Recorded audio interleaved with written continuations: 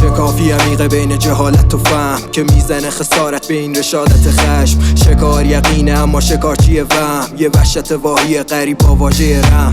کساد مرا مرده متانت مرد، هزاران دفینه زاده شده از خروش درد. چه ها که نشنیدیم ما از حافظان نظم، زخم زبونا رو میشوریم با بتادین جنگ. تلنگر میزنه به هم کلمه رو کاغذ، بسته ننویس ندارم طاقت. اما نمیدونه واسه من شروعی تازه، فقط قول ورق جا زدم. اما این بار میسازم از این ادبیات من یه سیلاب، تا که بپاشم رو چرندیات ایجاب. حیرت زدت میکنم با سر شعرام، حلقه آرزوهامون اسیر اعدام شد. قهرمان بی دلیل جوان ناکام شد، چرا رنج هایی کشیدمون انکار شد. زحم ما از اعتراض سلول و دیوار شد.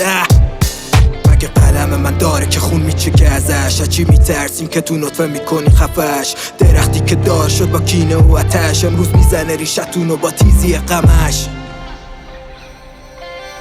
بهای حماقت شد این هفته بیجار، این همه تورم و فساد و این همه بیکار، این همه تزلزل و تنزل و مغز بیمار و شرافتی که میزنه سر به در و دیوار و حقیقتی که درگیر شده با تأخیار.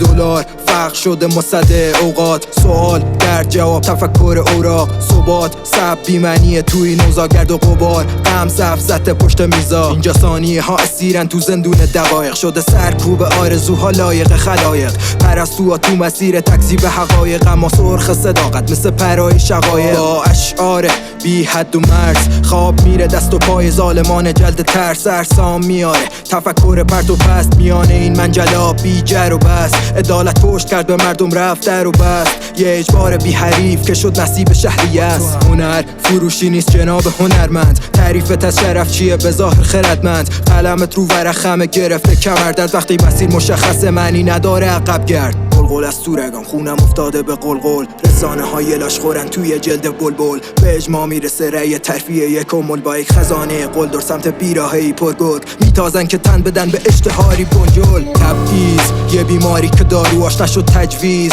شده لبریز از تو کوزه ها صبر ما در این شب دیز. فصل تعویض رسید اراده ها بشن تجهیز، دیگه برخیز از این خواب.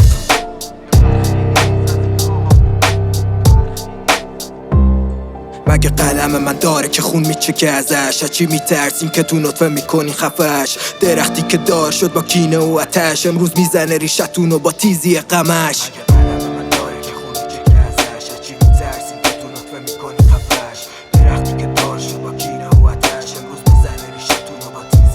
سهن پیشه راشو با جنم مالیده به تنش،